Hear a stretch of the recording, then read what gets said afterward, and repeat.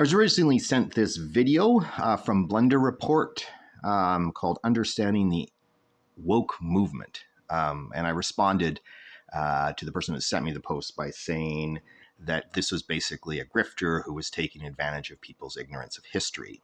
But I thought I should expand a little bit more on what I meant by that. So in this video, he talks about the fact that the left or the woke movement keeps shifting the goalposts. And he provides some examples like decolonization, feminism, trans rights. And of course, they're not really shifting the goalposts here. The goal is the same.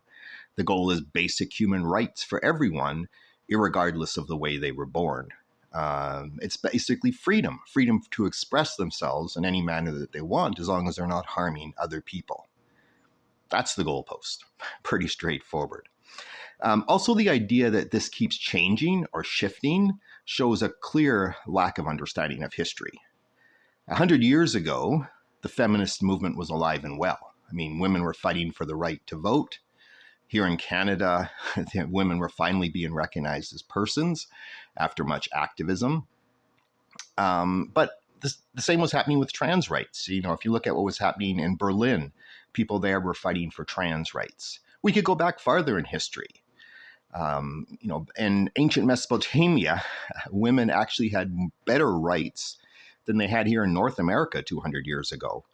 And we find positive references to trans people from ancient Egypt. So the idea that there is some sort of shifting goalpost here is ridiculous.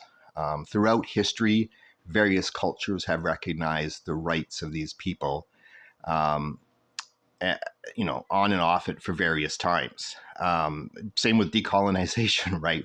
Decolonization is not a new concept. Indigenous people have been fighting decolonization for hundreds of years. The other thing he says is that this is all attempt to centralize power, which again is just plainly false. I mean, giving people basic human rights and freedoms does not in any way centralize power. In fact, the opposite is true, as I'll explain in just a minute. In the video, he talks about Orwellian doublespeak, which of course is the greatest irony, because in fact, he is engaging in Orwellian doublespeak. He says that the people in the woke movement are trying to create conformity, which of course is exactly the opposite. What they're saying is that people should be able to express themselves in various ways, right? And in fact, this right-wing movement that this person is obviously a part of wants people to conform, right? It doesn't want people to have non-binary genders, right? It says you have to conform to one of two genders. It also wants very traditional, so-called traditional, because obviously those roles have varied from culture to culture, but also very traditional roles for men and women.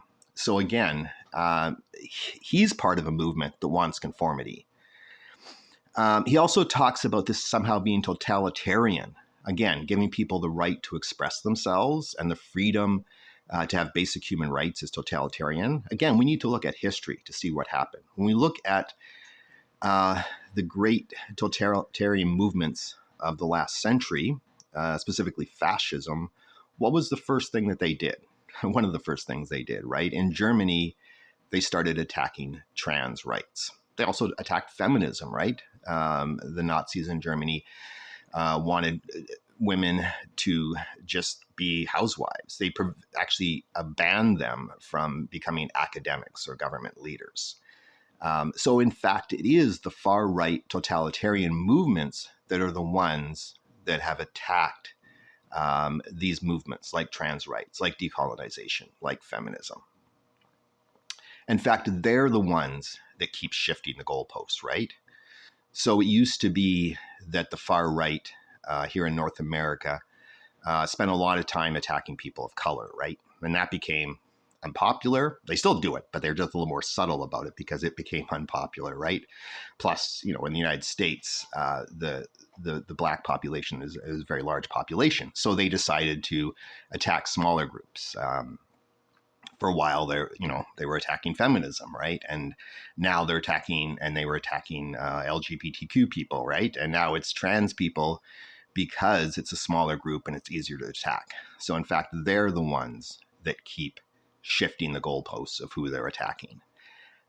This type of thinking might seem harmless, but it is in fact dangerous. As I've said, we saw what happened when we let this sort of ideology take over in Europe back in the 20s and 30s. We had fascist regimes rise up in Germany, in Spain, and in Italy who had this very mentality that everyone needs to conform, that women have to be reduced in the roles that they're allowed to have, that trans people shouldn't exist, that gay and lesbian people shouldn't exist, right?